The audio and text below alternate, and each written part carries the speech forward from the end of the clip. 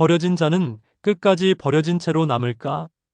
아니면 스스로 세상을 바꾸는 왕이 될까? 막힌 기혈 속에서 깨어난 한 아이의 운명. 세상의 밑바닥에서 피어난 용의 심장의 이야기, 지금 시작됩니다. 무림명문 천가는 중원의 북쪽, 웅장한 백두산맥의 기슭에 자리하고 있었다. 수백 년간 이어져 온 무가답게 저택의 기와지붕은 검고 육중했으며 담장은 성벽처럼 높았다. 하지만 그 웅장함 속에는 차갑고 잔인한 위계 질서가 숨쉬고 있었다. 그해 겨울, 유난히 차가운 비가 천가 전체를 적시던 밤이었다. 저택의 가장 넓은 마당 한복판에 7살의 천도진이 홀로 서 있었다. 그의 얇은 무명옷은 이미 빗물에 젖어 살갗에 달라붙었고 한겨울의 냉기가 뼈 속 깊이 파고들었다. 하지만 어린 도진의 몸을 떨게 만든 것은 냉기가 아니라 그를 둘러싼 수십 개의 싸늘한 시선이었다.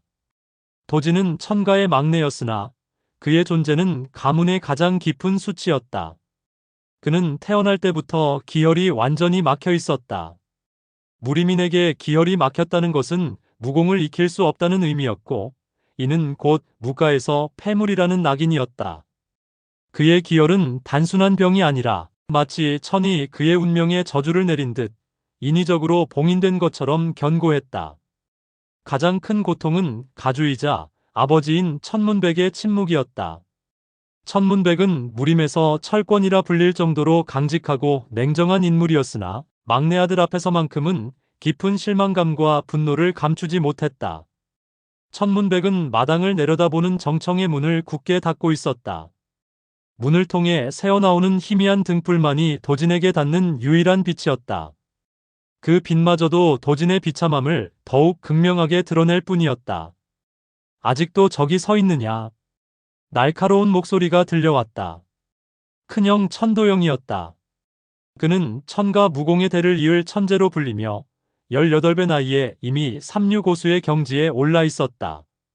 천도영은 2층 누각난간에 기대어 도진을 멸시하는 눈빛으로 내려다보았다. 그의 옆에는 둘째 형 천도정이 냉소적인 표정으로 서 있었다. 도정은 무공은 도영만 못했으나 영악한 성품으로 가문의 실권을 잡을 야심을 가진 인물이었다. 천도영이 말했다. 아버님께서 결정을 내리실 때까지 저 폐물을 계속 저 마당에 세워두게. 천가의 수치스러운 막내를 사람들이 보도록 해야 해. 무공도 못 익히는 병자가 가문의 이름을 더럽히는 꼴을 두 눈으로 보아야겠지. 천도정이 말했다. 형님의 뜻이 옳습니다. 어차피 저놈은 오래 살지도 못합니다. 매일 열이 오르고 기침을 하는 병든 몸입니다. 하인이 더 어울리는 몸이죠.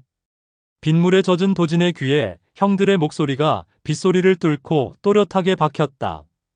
그의 어린 가슴은 칼로 베이는 듯한 고통을 느꼈다. 폐물, 수치, 병자. 이 단어들이 그의 존재 전체를 규정하는 듯했다. 그는 울고 싶었으나 눈물을 보이면 그들의 멸시가 더 심해질 것을 알았기에 필사적으로 참았다. 밤은 길었고 비는 멈추지 않았다. 도진은 고열에 시달리며 환각을 보았다. 과거 천가의 모든 이들이 자신을 외면했던 순간들, 남들이 무공을 익힐 때 그는 홀로 약초를 다려 마셔야 했던 비참한 기억들이 파노라마처럼 스쳐 지나갔다. 나는 왜 태어났을까? 절망이 그의 어린 영혼을 질식시키려 할 때 그의 마음 깊은 곳에서 작은 불씨가 타오르기 시작했다. 그것은 분노도 원망도 아니었다. 그것은 생존에 대한 극한의 의지였다. 나는 천가에서 버려진 존재지만 나 스스로 나를 버릴 수는 없다. 그는 자신의 몸속에 막힌 기혈을 느끼기 위해 온 신경을 집중했다.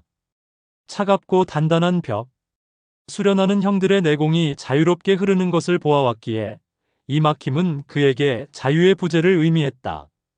이때 닫혀있던 정청의 문이 무거운 소리를 내며 열렸다. 천문백이 차가운 표정으로 마당에 내려섰다. 그의 등 뒤에는 문중의 원로들이 침통한 표정으로 서 있었다. 천도진. 천문백이 말했다. 도진은 고개를 들었다. 아버지의 목소리는 너무나 낮고 무거워서 마치 그의 운명에 종말을 고하는 선고처럼 들렸다. 너의 기혈은 태어날 때부터 막혀 있었다. 무공을 익힐 수 없는 몸으로는 천가의 이름에 먹칠만 할 뿐이다. 너는 오늘부터 천가의 막내가 아니다. 먼 외곽의 별채로 가서 평생 천가의 이름을 입에 올리지 말라. 가혹한 결정이었다. 파문보다 더 잔인한 존재 자체의 부정이었다. 도진은 침묵했다. 그는 아버지에게 애원하거나 울부짖지 않았다. 그의 눈빛은 빗물에 씻겨 더욱 맑았지만 그 안에는 7살 아이가 감당하기 힘든 냉혹한 결의가 담겨 있었다. 천도진이 나지막하게 떨리는 목소리로 대답했다. 예, 아버지. 도진은 마당을 가로질러 천가에 굳게 닫힌 정문을 향해 걸어갔다. 형제들과 원로들은 그가 비참하게 쫓겨나는 모습을 조용히 지켜보았다. 도진이 정문에 다다랐을 때 그는 잠시 걸음을 멈추고 뒤를 돌아보았다. 웅장한 천가의 저택은 그를 거부하는 차가운 벽이었다. 이곳이 나를 버렸다. 그렇다면 나 역시 이곳에 얽매이지 않을 것이다. 그는 더 이상 울지 않았다. 그의 마음속에는 천문백의 냉혹한 선고와 형제들의 멸시가 굳건한 결심으로 바뀌어 새겨졌다. 그가 낡은 보찜 하나를 메고 천가의 정문을 나서는 순간 그의 눈빛은 7살 아이의 것이 아니었다. 그것은 세상으로부터 버려진 모든 약자들의 고독과 비애를 짊어진 새로운 운명을 향해 나아가는 무인의 눈빛이었다. 도진은 차가운 비가 쏟아지는 밤거리를 걷기 시작했다. 그의 앞에는 험난한 무림의 길이 펼쳐져 있었지만 그는 뒤돌아보지 않았다. 나는 반드시 살아남아 이 세상의 모든 버려진 것들을 지켜낼 것이다. 천가. 그 이름은 내 사전에서 사라졌다. 버려진 막내는 그렇게 거지들의 왕이 될 운명을 향해 첫 발을 내디뎠다. 천가의 문을 나선 천도진에게 세상은 더욱 냉혹했다. 7살 어린 몸으로 무림 명문에서조차 폐물 취급받던 그는 일반 민가에서도 환영받지 못했다. 그는 도시 외곽의 빈민가에서 며칠을 떠돌았다. 먹을 것을 구걸하려 했지만 그의 병든 몸은 고작 며칠 만에 고열로 시달렸다. 콜록, 콜록. 고열은 그의 기혈이 막혀있기에 더욱 위험했다. 내공을 익힐 수 없으니 몸을 스스로 치유하거나 보호할 능력이 전혀 없었다. 그는 결국 강주성 인근의 험준한 산맥으로 몸을 피했다. 사람들의 냉대보다는 자연의 무심함이 차라리 덜 고통스러웠기 때문이다. 며칠 동안 풀뿌리와 빗물로 겨우 목숨을 부지하던 도진은 한 거대한 폭포수가 쏟아지는 절벽 아래 깊은 동굴 앞에서 의식을 잃고 쓰러졌다. 그의 몸은 이미 극한의 기아와 병마로 차갑게 식어가고 있었다. 그의 어린 생명이 꺼져가는 순간이었다. 도진이 쓰러진 지 얼마나 시간이 흘렀을까? 쯧쯧. 기혈이 완전히 막혔군. 이것은 단순한 선천적인 병이 아니다. 누군가 절묘한 수법으로 이 아이의 기혈을 봉인해 놓았어. 나지막하지만 힘이 실린 목소리가 들렸다. 천도진은 희미하게 눈을 떴다. 그의 눈앞에는 백발이 성성한 노인이 앉아 있었다. 노인의 얼굴에는 깊은 주름이 새겨져 있었지만 그의 눈빛은 맑고 깊었으며 세상의 모든 고통을 포용하는 듯한 인자함을 담고 있었다. 그는 세상 사람들이 신이라 부르지만 명예를 버리고 은거한 구룡자였다. 구룡자는 도진의 손목에 손을 얹어 맥을 짚더니 깊은 한숨을 내쉬었다. 이 아이에게서 범상치 않은 생명의 기운과 용의 기운이 느껴진다. 분명 하늘이 부여한 운명이 있는데 그 길을 가로막는 장애가 있었구나. 구룡자는 도진의 몸을 살폈다.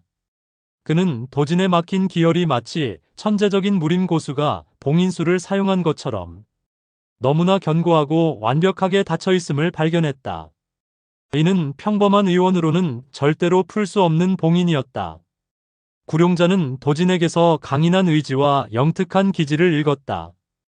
그는 이 아이가 자신과 특별한 인연이 있음을 직감했다. 하늘의 뜻이로구나.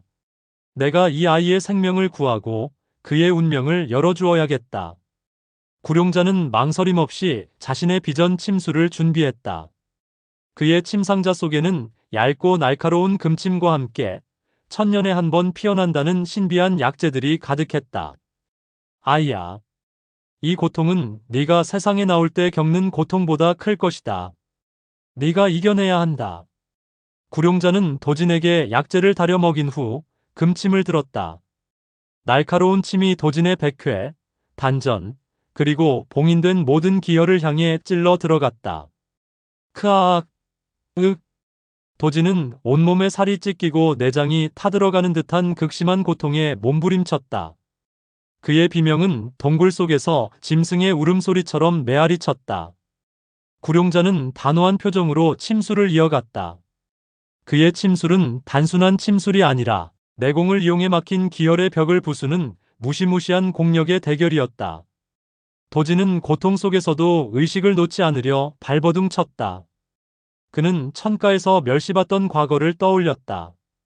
나는 폐물이 아니다. 나는 살아남아야 한다. 그의 생존 의지는 고통을 연료 삼아 더욱 강하게 타올랐다. 며칠 밤낮의 사투 끝에 마침내 도진의 몸속에서 우지끈 하는 소리와 함께 봉인된 기혈이 터져나오는 굉음이 울렸다. 기혈이 뚫리자 도진은 온몸을 관통하는 따뜻하고 강력한 내공의 흐름을 느꼈다.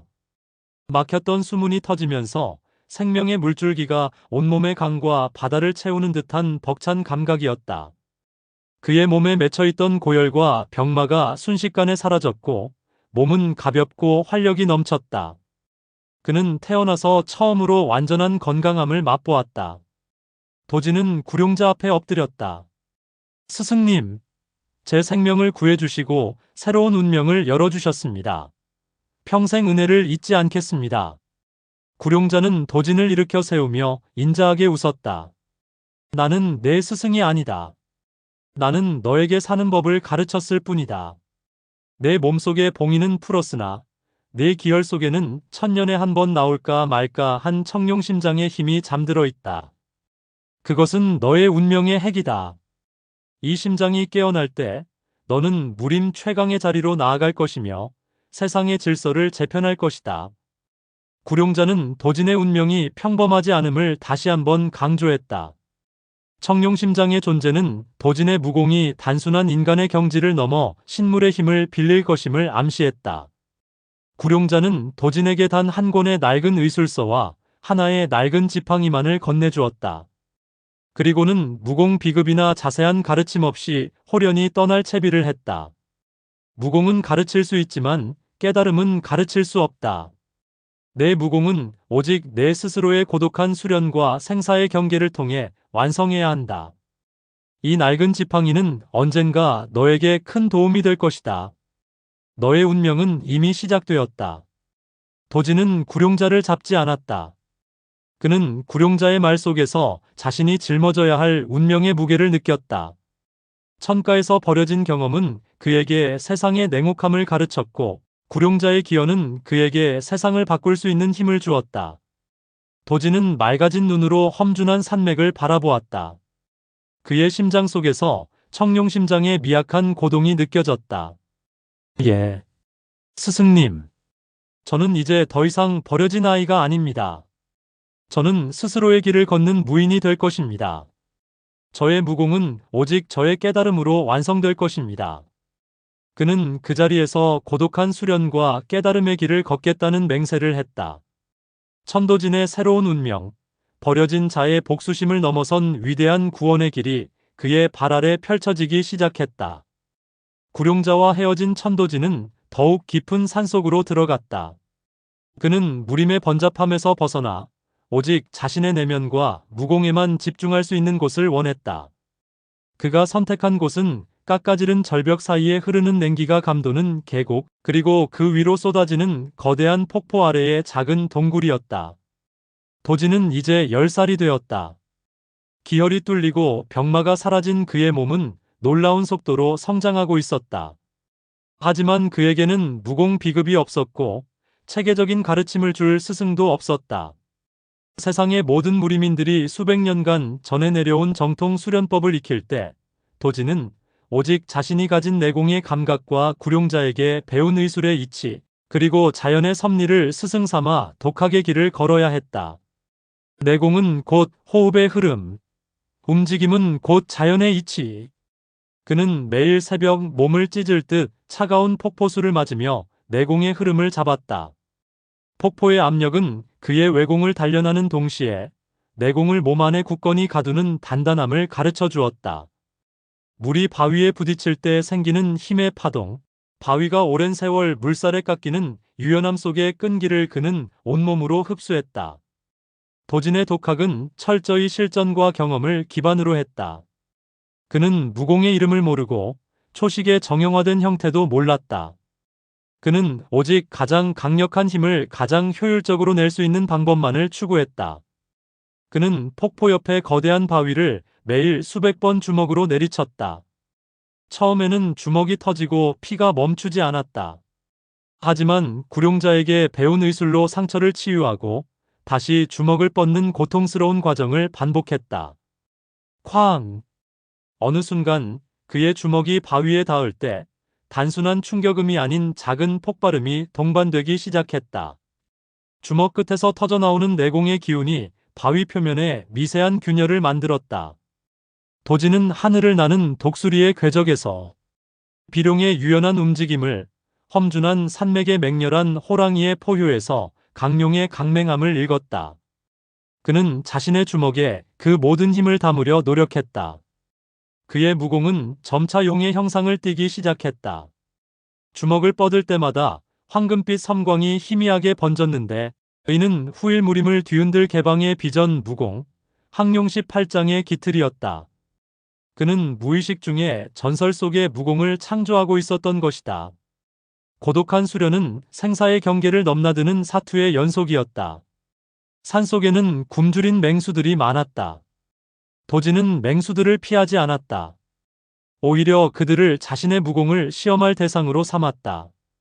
어느 날 이빨이 날카로운 거대한 흑표범 한 마리가 도진의 은신처를 노리고 기습했다. 도진은 침착하게 몸을 돌려 표범의 공격을 피하고 맹수와 눈을 마주쳤다. 표범의 눈은 사리로 가득 차 있었고 도진의 눈은 냉철한 의지로 빛났다. 표범이 짐승의 본능으로 도진의 목을 물기 위해 도약했다. 도진은 피하지 않았다. 그는 몸의 내공을 단전에 집중하고 온 힘을 다해 주먹을 뻗었다. 크아! 그의 주먹에서 터져나온 강력한 기운이 표범의 몸을 강타했다. 퍽! 하는 둔탁한 소리와 함께 표범은 엄청난 충격량에 의해 수미터 밖의 나무에 부딪히며 쓰러졌다. 도진은 숨을 헐떡이며 자신의 주먹을 바라보았다. 주먹에서는 용의 포효와 같은 기운이 느껴졌다. 그는 자신의 주먹이 이제 평범한 무인의 경지를 넘어섰음을 깨달았다. 표범과의 사투를 통해 그는 무공의 살아있는 힘을 이해했다. 3년간의 고독한 수련 끝에 도진은 이제 어엿한 청년으로 성장했다. 그의 몸은 탄탄한 근육과 강철 같은 내공으로 가득 찼고 그의 눈빛에는 절대 고독과 극한의 시련을 이겨낸 자만이 가질 수 있는 강렬한 냉철함이 서려 있었다. 그는 무림의 그 어떤 정통 문파에도 속하지 않았지만 이미 이류 고수의 경지에 필적하는 무공을 갖추게 되었다. 산 정상의 가장 험준한 바위 위. 도진은 밤하늘의 별을 보며 자신의 무공의 근본을 되돌아보았다. 나의 무공은 무엇을 위한 것인가? 복수심은 이미 고독한 수련 속에서 정화되어 사라졌다. 대신 그의 마음속에는 세상의 모든 버려진 것들에 대한 연민과 책임감이 자리 잡았다. 나는 천가에게 버려졌다.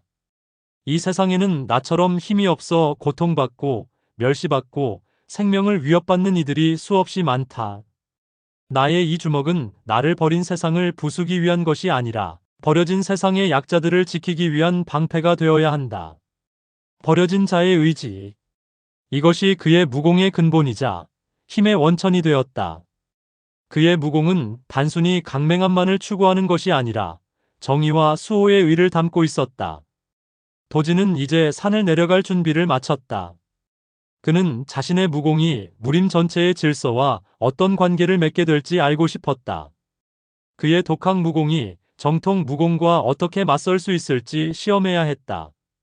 그는 낡은 지팡이를 단단하게 고쳐 잡았다.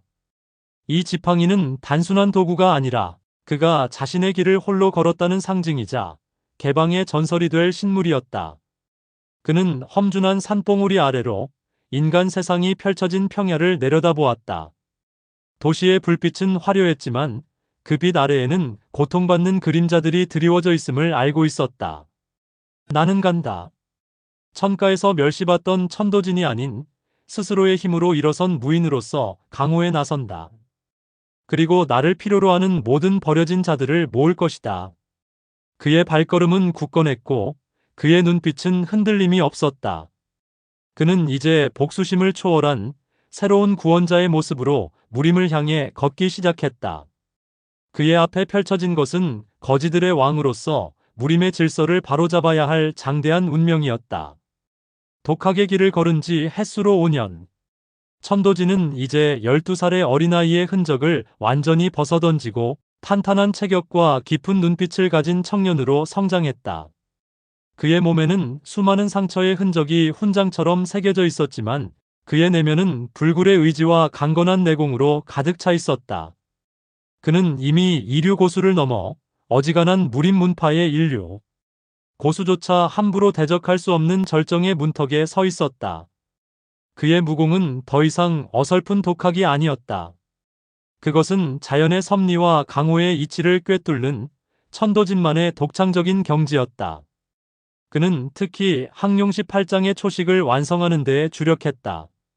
비록 정식 비급은 없었지만 매일 산과 폭포, 맹수와의 사투를 통해 깨달은 용의 힘을 다루는 법을 18개의 강맹한 초식으로 체계화하고 있었다.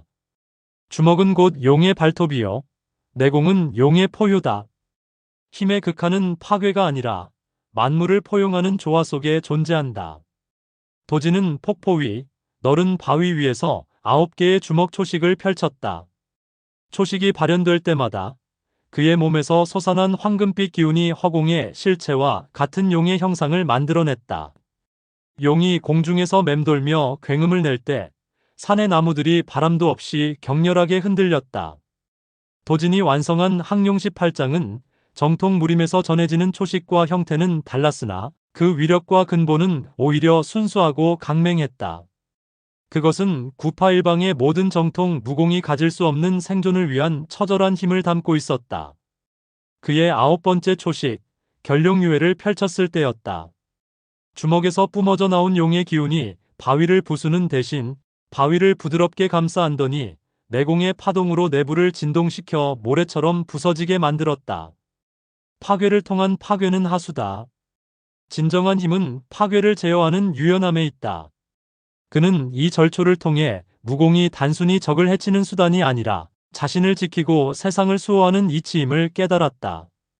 이 초식은 청룡심장에 잠재된 힘과 미세하게 공명하며 도진의 내공을 더욱 맑고 강력하게 정화시켰다. 이러한 고독한 수련 덕분에 도진은 무림의 모든 속세적인 욕망과 복수심으로부터 자유로울 수 있었다.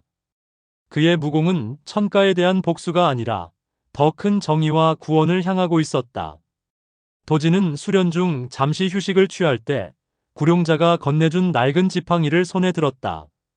이 지팡이는 겉보기에는 볼품없었지만 도진의 내공을 주입할 때마다 미세한 영적인 반응을 보였다. 그는 주먹 무공인 항룡시 8장을 익히면서도 봉이라는 보조무기의 중요성을 인식했다. 거대한 힘을 가진 항룡시 8장의 정면 공격을 보완할 변화무쌍하고 예측 불가능한 유연함이 필요했다. 도진은 지팡이를 휘두르며 타구봉법의 기틀을 스스로 깨치려 했다. 봉은 손의 연장이며 마음의 흐름이다. 개는 낮고 얕은 곳을 공격한다. 봉은 그 낮은 곳의 이치를 따른다.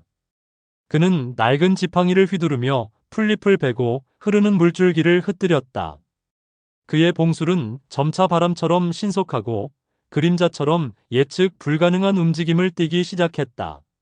그이는 후일 취룡봉을 만났을 때 전설의 타구봉법을 순식간에 익힐 수 있는 기반 수련이 되었다. 도진은 무기 자체가 아닌 무기에 담긴 정신을 수련했다. 이 낡은 지팡이가 곧 버려진 자들의 상징이며 가장 낮은 곳에서 피어나는 강인한 생명력을 담고 있음을 깨달았다. 도지는 수련을 하면서도 이따금 산을 내려와 근처 작은 마을의 주막이나 장터를 찾아 강호의 정보를 수집했다. 그는 거지나 떠돌이 행색을 하고 다니며 사람들이 무심코 흘리는 이야기 속에서 무림의 큰 흐름을 파악했다. 그는 마교의 잔당들이 점차 중원 깊숙한 곳으로 침투하고 있다는 심상치 않은 소식과 무림맹의 쇠락, 그리고 정파 명문들의 암투에 대한 정보를 얻었다. 더 충격적인 소식은 천가의 위기였다. 천가. 그 큰 문파가 요새 이상하다지. 가주가 병으로 쓰러지고 그 아들들이 작은 문제로 마교 잔당들과 손을 잡았다는 소문도 돌아. 도지는 무덤덤하게 그 소식을 들었다. 그의 마음속에서 천가는 이미 오래전에 사라진 과거였다. 그러나 마음 한구석에는 씁쓸함이 남았다. 그를 버린 가문이었으나 마교와 연루되어 스스로 파멸로 치닫는 모습은 안타까웠다. 나를 버린 천가는 스스로의 오만함과 욕심에 무너지는구나. 허나 나는 그들의 복수나 파멸에 내 힘을 낭비하지 않겠다. 나의 주먹은 무너져가는 무림 전체의 평화를 위해 쓰여야 한다. 도지는 천가의 몰락을 자신의 새로운 운명을 확인하는 계기로 삼았다. 그는 복수가 아닌 더 큰 사명감을 선택했다.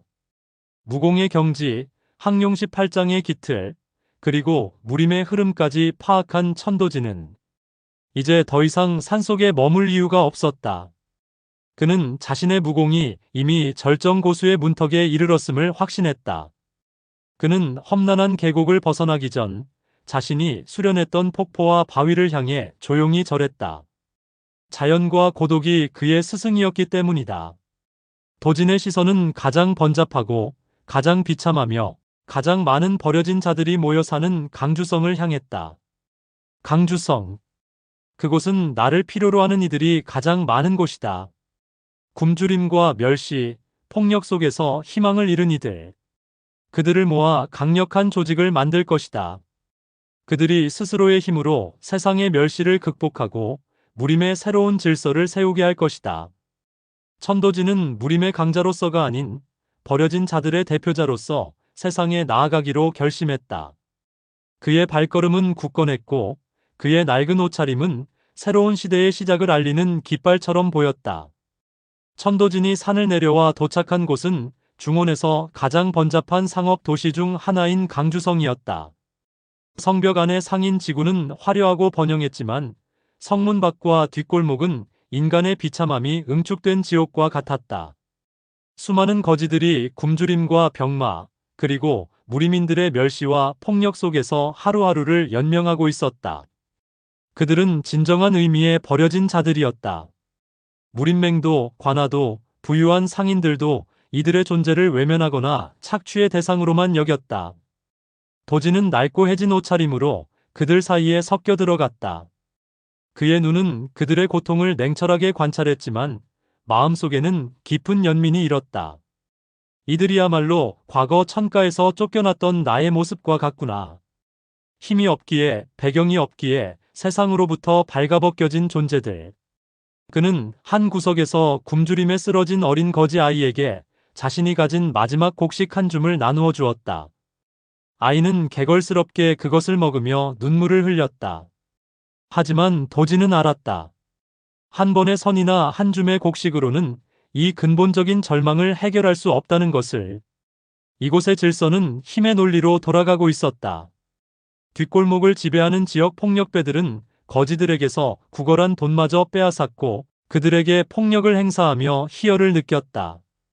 도진이 거지들의 실태를 파악하고 있을 무렵 강주성 뒷골목을 장악하고 있는 흑룡회 소속의 무사들이 나타났다. 그들은 거지들을 짐승처럼 대하며 그들의 구걸통을 뒤엎고 돈을 강탈했다. 이봐, 더러운 것들. 오늘 버리는 고작 이것뿐인가? 며칠 굶어봐야 정신 차리겠군. 그들이 한 늙은 거지를 발로 차며 조롱했을 때 도지는 더 이상 참지 않았다. 그의 눈빛이 차갑게 번쩍였다. 도지는 앞으로 나서며 자신의 낡은 지팡이로 그들의 발을 찍었다. 그만두어라. 그의 목소리는 낮고 침착했지만 그 안에 담긴 내공은 흥룡의 무사들을 순간적으로 얼어붙게 만들었다. 뭐야? 이 더러운 새끼는 또 뭐야? 너도 이 구역의 거지냐? 감히 우리 흥룡회의 일을 방해해? 무사들은 도진을 비웃으며 주먹을 날렸다. 도진은 피하지 않았다. 그는 자신의 항룡시 8장의 가장 기초적인 초식을 사용했다. 그의 주먹에는 용의 기운이 아닌 가장 순수한 내공의 강맹함만이 실려 있었다. 쾅! 퍽!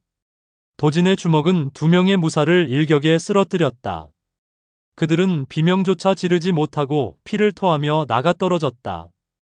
주변의 모든 거지들은 물론 남은 흥룡의 무사들마저 경악했다. 도진은 쓰러진 무사들을 내려다보며 선언했다. 이곳은 이제 너희 흥룡회가 함부로 발을 들릴 수 없는 구역이다. 약자를 괴롭히는 자는 용서하지 않는다.